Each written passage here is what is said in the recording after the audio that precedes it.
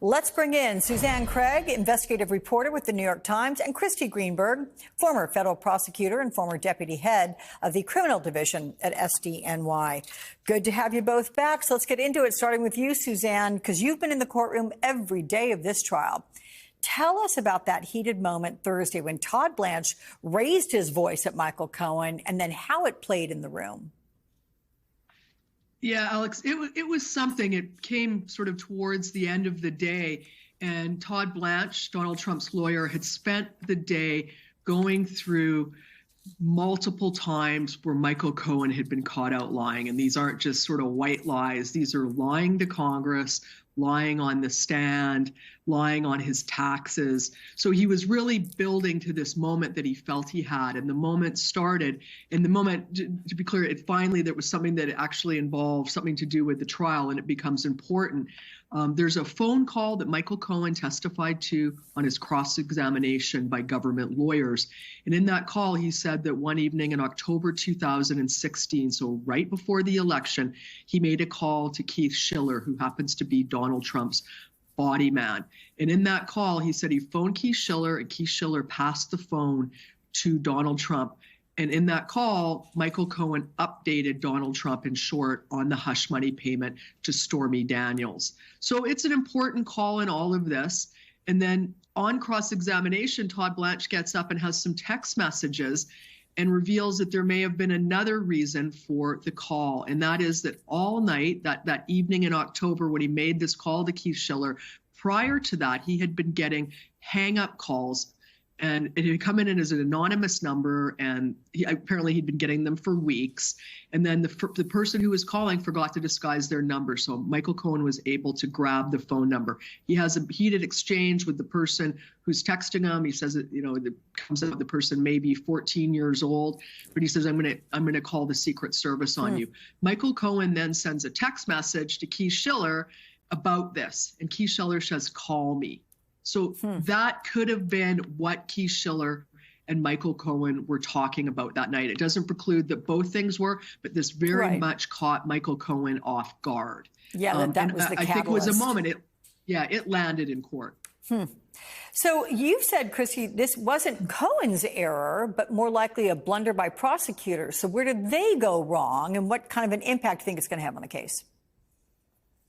Well, when you are showing a witness information about a call that happened 8 years ago, you really want to make sure that you're orienting that witness to everything that was going on that date. So if I'm focused on October 24th, 2016, I am showing the witness all of their messages that day, before and after the call, to make sure that they have a proper context for what that call may have been about. And it seemed, again, I agree with Sue, being in the courtroom, it seemed like Michael Cohen was surprised by some of these messages, and maybe he hadn't seen them before. So the prosecutors really needed to do that. Again, it is really hard to remember everything you talked about in a call.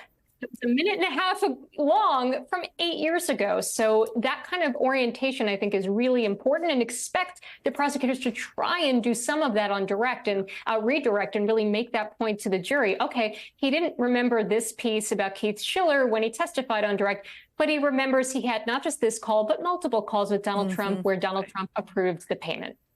So, Sue, your colleagues write that Cohen didn't crack under questioning from Blanche. And here's what Tim O'Brien told me yesterday. Let's watch that.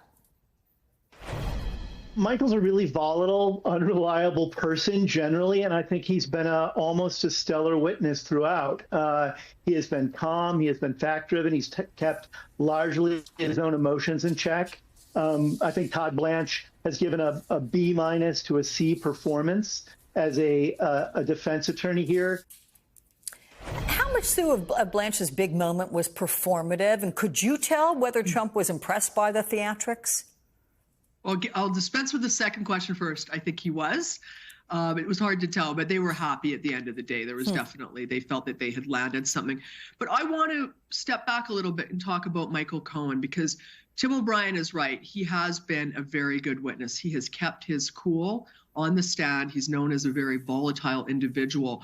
But I can't stress enough how important it is that the jury believe Michael Cohen. He is the only one that can link Donald Trump to the criminal disguise of the falsification of the business records. If they don't believe him, I think they're going to be instructed, who knows, where the jury will land, but they're going to be instructed that there's a not guilty finding. They have to believe Michael Cohen, because he links him in so many conversations, and it is only Michael Cohen that does this. So many conversations with Donald Trump about the falsification of the business record. There is a lot of corroborating evidence about things Michael Cohen has said that, would lead somebody to believe that the falsification of business records happened and that they happened at Donald Trump's direction, or that he knew about it, that he caused it.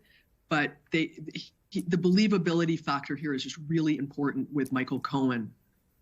So here comes the money question to you, Christy. In terms of the evidence presented thus far, what elements stand out in the prosecution's case against Trump, and have prosecutors made the dots easy to connect?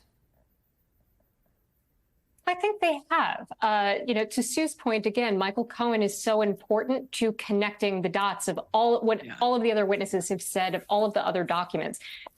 Michael Cohen is the one who says, I had multiple conversations with Donald Trump about this Stormy Daniels payment. He's the one who approved me making it.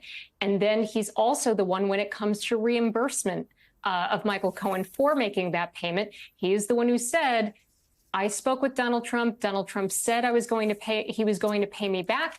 And then he is the only person who has testified about this meeting with Allen Weisselberg, Donald Trump, and himself, where Allen Weisselberg apparently shows this document with Allen Weisselberg's handwriting explaining the details of how he got to the amount of what the payment to Michael Cohen would be, how that factored out, what the details of it were, and how it would be paid. You don't get that from you have the document, but Michael Cohen is the one who is testifying that the document was put before Donald Trump and Donald Trump approved it. Yeah. You also have after the fact in 2018, when Michael Cohen gets up and lies and said, I did this all on my own. He is the only person to say that Donald Trump knew about those lies. And he's the only one to say that after the FBI raided his home in 2018, that Donald Trump called Michael Cohen and said, I'm the president of the United States. I'll take care of you. All of those things are really important to show Donald Trump's knowledge and intent. So again, I completely agree with Sue. You have to believe Michael Cohen to get there. Yeah. Let me ask you both quickly. A, does Donald Trump take the stand? And how long till this ends? Sue, you first.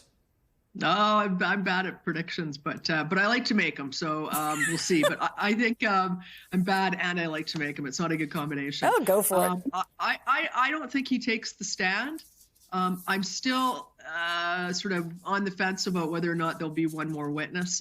We're kind of mulling that over this weekend. And I think we'll see closing arguments this weekend. Okay. Last word to you, Christy. He would be very foolish to take the stand because right now the jury is hearing about all of the credibility issues with Michael Cohen. If Donald Trump takes the stand, momentum shifts. And now we're going to hear about E. Jean Carroll defamation. Now we're going to hear about the Trump Foundation and Donald self-dealing. Now we're going to hear about the fact that he was harassing a law clerk in the civil fraud trial just a few months ago. The judge has ruled that all of that evidence is fair game if Donald Trump takes the stand. So he would be crazy to do it. Okay. Thank you both. Sue, Christy, we'll see you again soon.